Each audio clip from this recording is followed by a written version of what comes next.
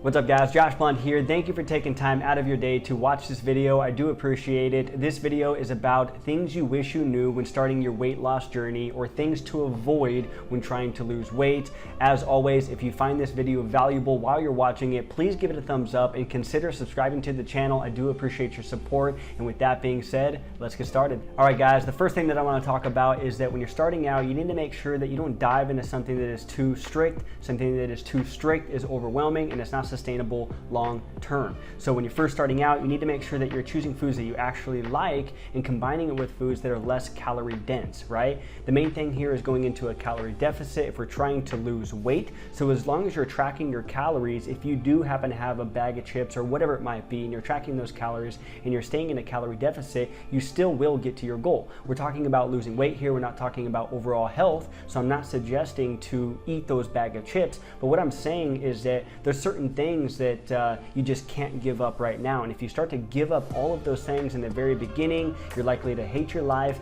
and it's just not sustainable long term.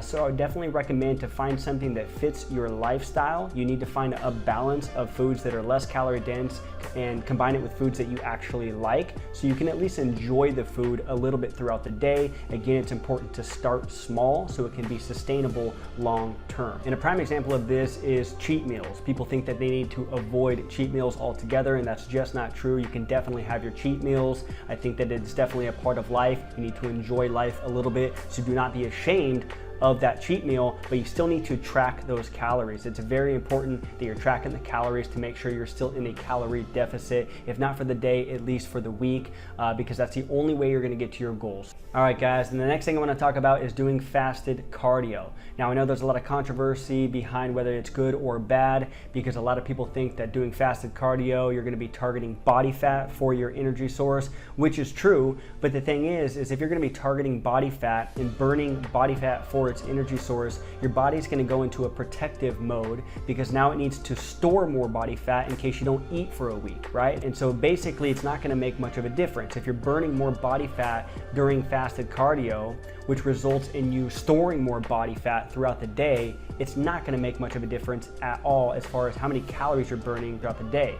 So you might ask, well, if there's not much of a difference, why shouldn't I do it? Well, my opinion is that if you're doing fasted cardio, you're not gonna have a lot of energy for that workout. So your workout is gonna be sluggish and you're not gonna burn as many calories during that workout because you can't really push yourself through the entire workout. You're gonna become exhausted much quicker. Therefore, it's kind of pointless. So for me, I would rather eat before my workout, about 30 to 45 minutes before a workout, so I have that energy boost, therefore I can push myself through the entire workout, therefore I'm burning more calories. So that's my opinion as far as fasted cardio. I don't believe that it's good or bad. I just think that it's irrelevant. It doesn't make a difference, but for me personally, I don't feel like I have a lot of energy if I don't eat before my workout. All right guys, and that leads me to the next thing, which is skipping meals. Again, you do not need to skip meals. Everything is about a calorie deficit, burning more calories than you take in. The thing with skipping meals is that if you're gonna skip a meal, your body's gonna go into, again, a starvation mode. You're gonna be starving, right? And you might feel like, well, now that I'm starving, I'm gonna be burning off body fat, et cetera, et cetera.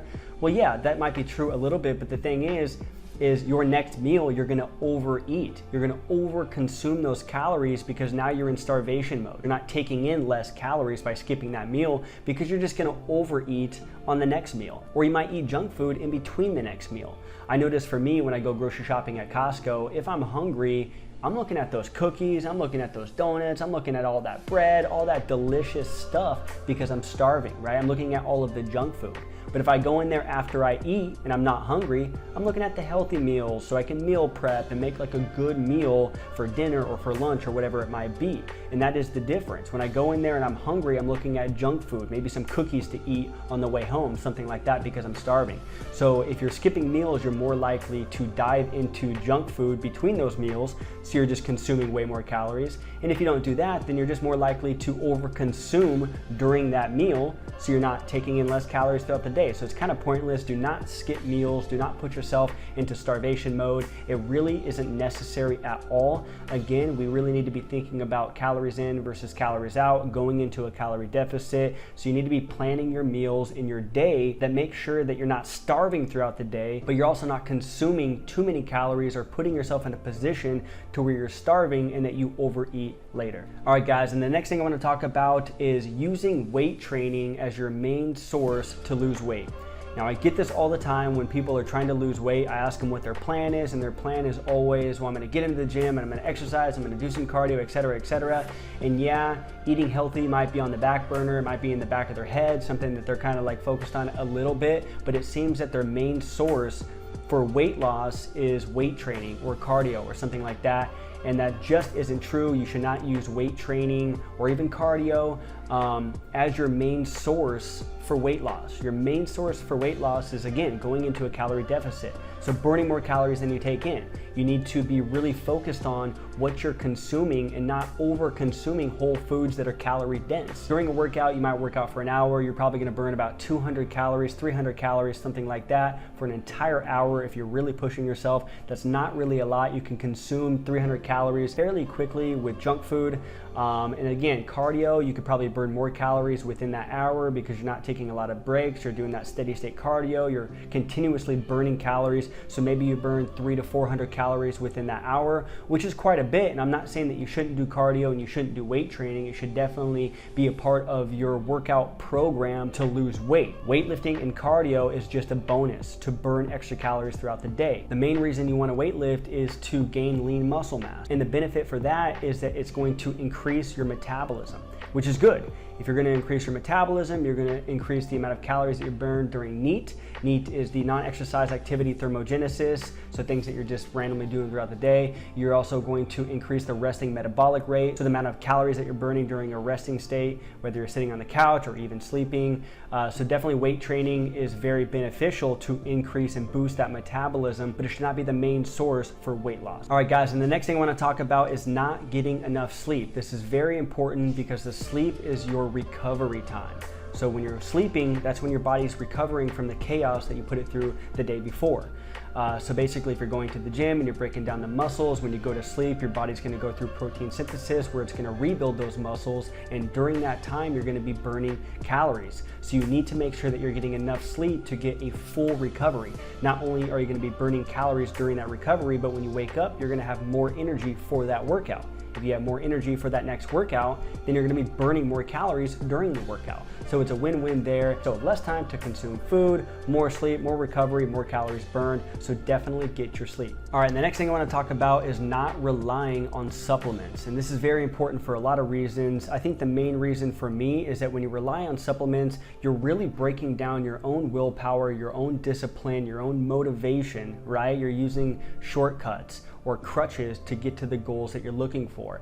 And for me, I'm not about that. I would rather build my own discipline, build my own motivation, build my own willpower. Therefore, it's going to apply to a lot of other areas in my life. So if you're using these shortcuts, then number one, if you don't have those shortcuts later on in life, then you're gonna end up failing, right? So you don't wanna rely on supplements. Now, if you're getting older in age and you need to take supplements because your doctor recommends it, whether it's you're boosting your testosterone or your energy levels or whatever it is, better recovery, and your doctor recommends it, then that's a different story. But if you're in your prime and you have lots of energy and you have perfect recovery time, then you don't need to take these supplements. They're only a crutch and they're only gonna make it to where you don't have to put forth your own energy and your own discipline to get the results that you're looking for. And that's gonna apply to everything else in life. If you're looking for a shortcut for exercise and nutrition, then you're gonna look for shortcuts in other areas in your life. And for me personally, I don't think that people can be successful if they're always looking for shortcuts. Now, if you're gonna take supplements, there are some ones that are highly researched and very beneficial, and they're gonna be caffeine. Obviously, caffeine is going to give you the energy boost that you need for your workout for the day. So caffeine, taking caffeine 30 minutes before a workout, definitely recommended if you're looking for the supplements. Also creatine. Creatine is highly researched and definitely beneficial. It's going to add water weight, it's going to add strength.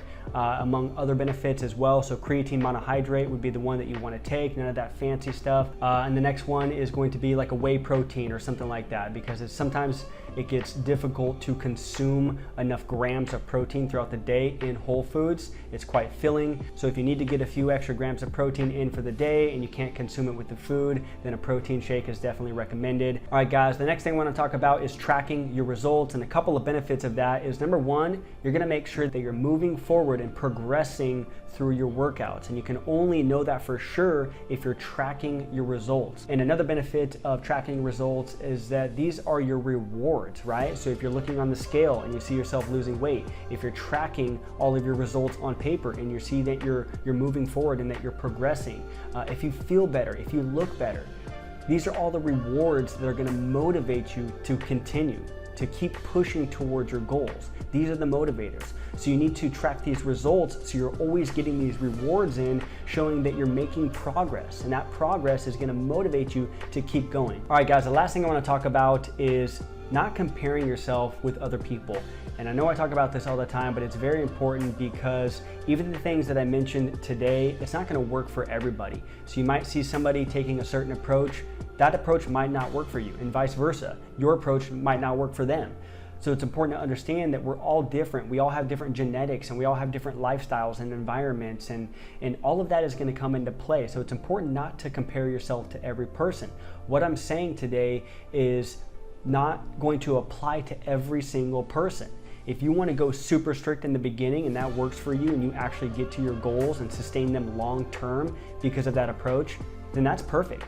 The thing is the majority of the time it's not going to work out. So again, it's about testing. You need to figure out your lifestyles and what works for you. And a lot of that is going to be testing, and it's going to take time. But I don't think that anybody's goal should be getting there and getting those results within a week or two. I think the goal is long term, is becoming healthy and becoming lean, and that takes time. But definitely don't compare yourself to other people. Find out what works for you the best, and let's just get some gains. Let's get those results that we're looking for, right? That's gonna be the most important thing here. All right, guys, that's gonna be it for this video. If you have any questions, make sure you put it in the comment section down below. And if you found any value in this video, make sure you give it a thumbs up and consider subscribing to the channel. And make sure you check out those free ebooks that I have linked in the description box down below. They're free, no commitment, so definitely check those out. Let me know how you like them, and I'll see you on the next video.